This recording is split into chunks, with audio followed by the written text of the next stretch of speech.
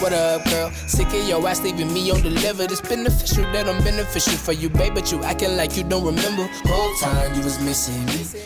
Alright, you guys, so to start, this is my braid pattern, and all that I did was I did one braid from the top down the side, and then another braid starting from the side and around the bottom, and then one more braid. I started at the top and then just did this S-shaped zigzag pattern down the rest of my hair, and then I crocheted the ends up.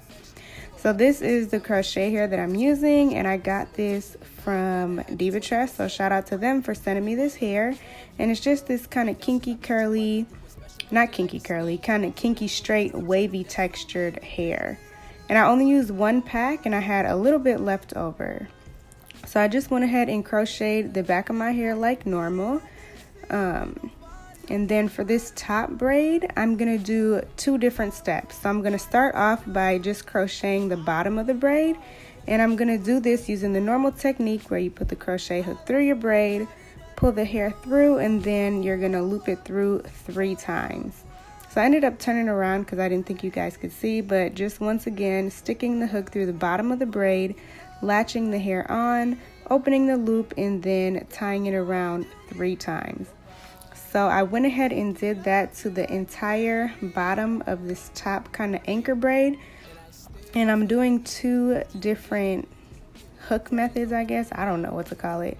But I'm doing that just to get a fuller, more finished look. So for this top anchor braid, like I said, I first went ahead and crocheted the entire bottom of the braid just using the regular technique. And now that I'm done with that, I'm going to go back in and I'm going to crochet the top of that same braid using the invisible knot crochet technique. So all you're going to do is put the hook through the top of the braid like normal, and then you're going to want to latch the hair onto it, pull it through, and then open the loop and just pull one end through the loop, and then the other one you're going to use to flip over the top of the braid and just cover it up. So I'm going to continue doing the same thing for this top braid. So I'm sticking the crochet hook through, latching the hair on and pulling it through, opening the loop, and then just putting one end of the hair through and flipping the other one over top of the braid. And so this is what it's looking like. As you can see, you cannot see the braid or any knots. Any texture that you see is literally just the curl texture of the crochet here. So I'm just going to continue doing that method until I'm done with the crochet part, and then I'm going to move on to the front of my hair. And I went ahead and pre-parted my hair off camera, so that's what you see here, looking like Susie Carmichael, but you know, it's all good. So you just want to section your hair off however you prefer. You can do the braids big, small, whatever you like. And I'm using this Shine and Jam to define my roots. Then you can go ahead and comb through just to make it easier to braid so you don't have to deal with any kinks or tangles while you're braiding. And then once you have your roots nice and slick however you want, you can go ahead and start braiding. And so for the braids, I did use the exact same hair that I used to crochet the back of my hair.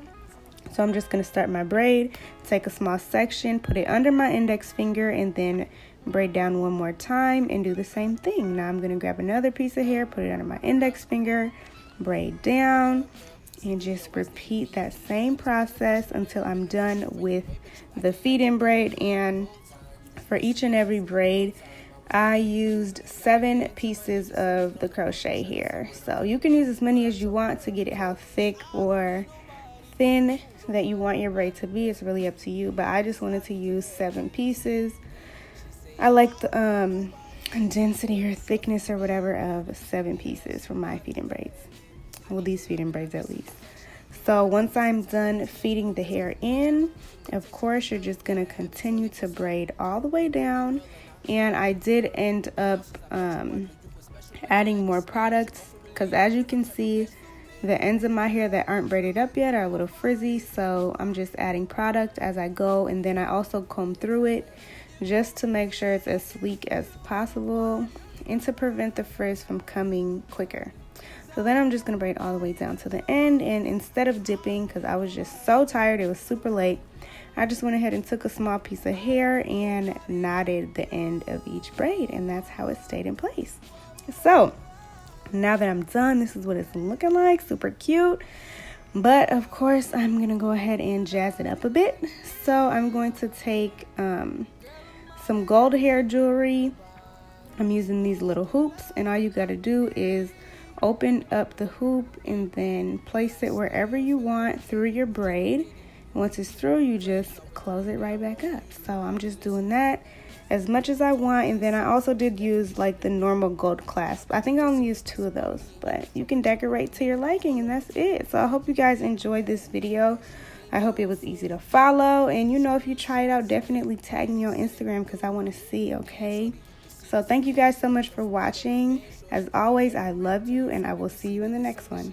Understand, shorty. Listen, it may seem like I don't got enough time for you. You be thinking I'm ignoring you, but I ain't never ignoring you. You think I'm out here giving your time to somebody else. I'm really just focused on myself. I only want you, baby. There's so many things